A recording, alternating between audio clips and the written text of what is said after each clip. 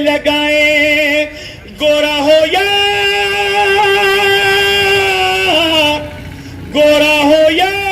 कोई काला, सब है एक समान।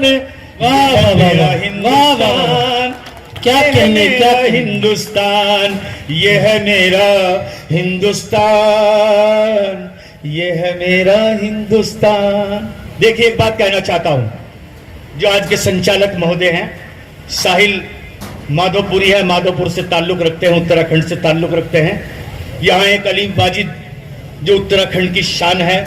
ईश्वर ने बहुत अच्छा कंठ, खुदा ने बहुत अच्छी आवाज से नवाजा है। अगर आपको हिंदुस्तान देखना है, अगर अच्छा हिंदुस्तान बनाना है, तो आपको इसी तरह मिलकर बैठना पड़ेगा।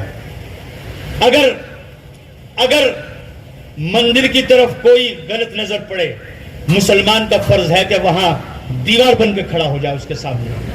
अगर मस्जिद की तरफ किसी की गलत नजर पड़े, तो हिंदू भाई को दीवार बन के खड़ा हो जाना बहुत जरूरी है।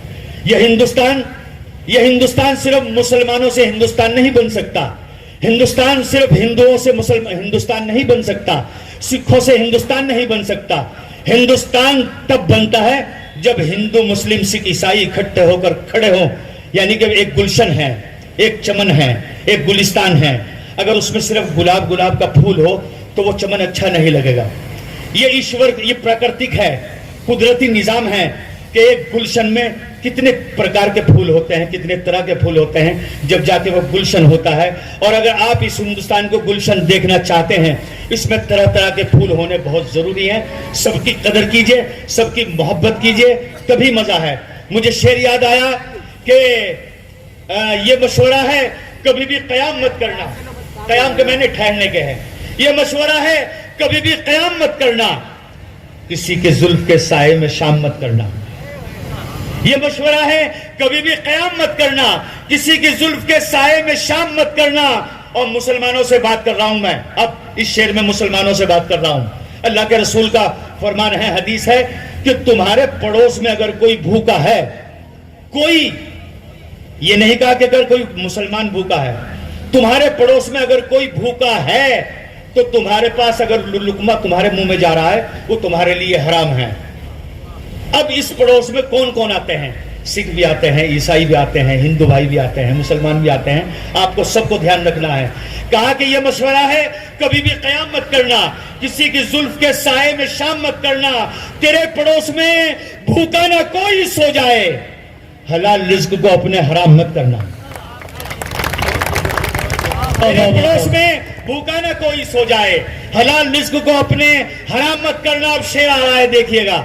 हलाल रिज्क को अपने हराम मत करना, वो इनकसारी को भी बुज़दिली ही समझेगा। इनकसारी कहते हैं झुक के मिलना, किसी की इज्जत करना। यह मशवरा है, कभी भी कयाम मत करना, किसी की जुल्फ के साए में शाम मत करना।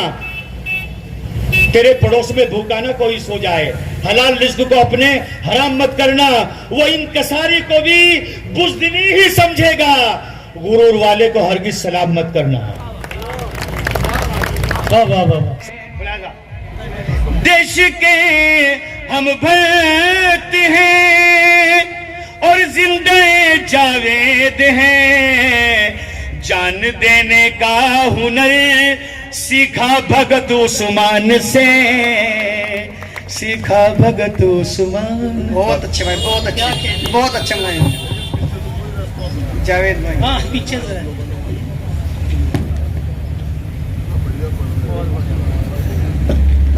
देखिए हजरात, तमाम श्रोतागण से मेरे हाथ जोड़कर विनती है कि जब कोई शायर, कोई कवि अच्छा कलाम आप तक पहुंचाए और आपके दिल को लगे कि अच्छी बात हुई है, तो आप ताली बजा सकते हैं। जावेद आसी साहब हमारे उस्ताद शायर हैं, बहुत अच्छे कलाम आप तक पहुंचा रहे थे।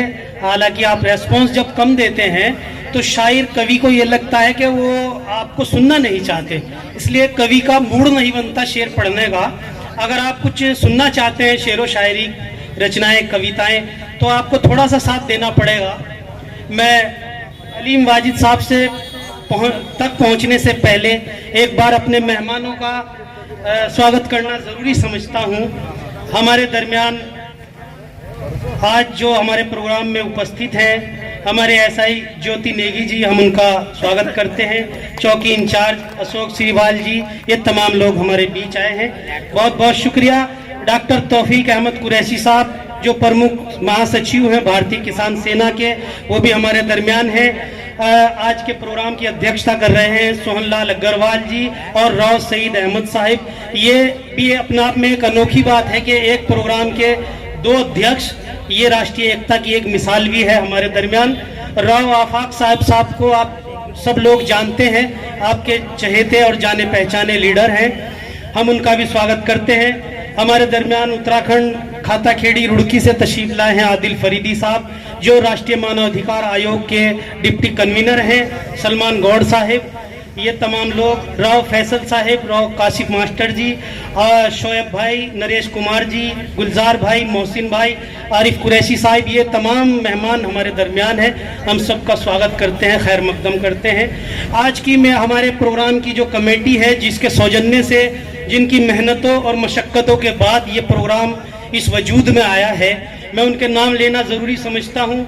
हमारे संस्था के अध्यक्ष तकरूब हसन साहिब, अनुज अग्रवाल जी जो प्रदेश कोषाध्यक्ष हैं, राव इनामुल हक साहब प्रदेश उपाध्यक्ष, नसीब कुरैशी साहिब जो प्रदेश सचिव हैं, तस्लीम भाई संगठन मंत्री हैं, गुलफाम अली साहिब प्रदेश प्रतिनिधि हैं, धर्मेंद्र कुमार प्रदेश उपाध्यक्ष हैं, विक्की चौधरी प्रदेश महासचिव, कमरुज्जमा प्रदेश प्रवक्ता।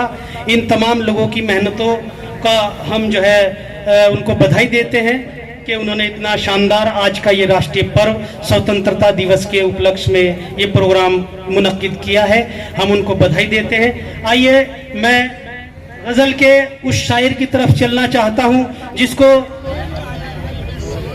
अच्छा हजरात 4 मिसरे हमारे जावेद आसी साहब ने आरिस भाई के लिए कहे हैं, जो हमारे बीच नहीं है, तो हम चाहते हैं जावेद आसी साहब वो 4 मिसरे हम तक पहुंचा दें, उनको खिराज तहसीन पेश करें। जावेद आसी साहब। ठीक है जी, हाँ जी भाई, सिर्फ 4 मिसरे सुन लो। वो जो शायरों के लिए उनके नाम से पैसे आए, आरिस साहब के 1 महीना पहले उनका इंतकाल हो गया। शेर सुनिए, आरिस साहब के लिए शेर। जहाने फानी से माना गुजर गए आरिज, जहाने फानी से माना गुजर गए आरिज, हमारे जहन तो खुशबू से भर गए आरिज। जहाने फानी से माना गुजर गए आरिज, हमारे जहन तो खुशबू से भर गए आरिज। वो कोशिशों से हुए आज जिंदगी जावे, ये तुमसे किसने कहा है कि मर गए आरिज। दोबारा सुनिए, ये उनकी कोशिश है, तो इससे आदमी जिंदा जावेद अमर हो जाता है। मुलाहिजा, जहाने फानी से माना गुजर गए आरिज, हमारे जहन तो खुशबू से भर गए आरिज। वो कोशिशों से हुए आज जिंदगी जावे, ये तुमसे किसने कहा है कि मर गए आरिज। बहुत बहुत शुक्रिया।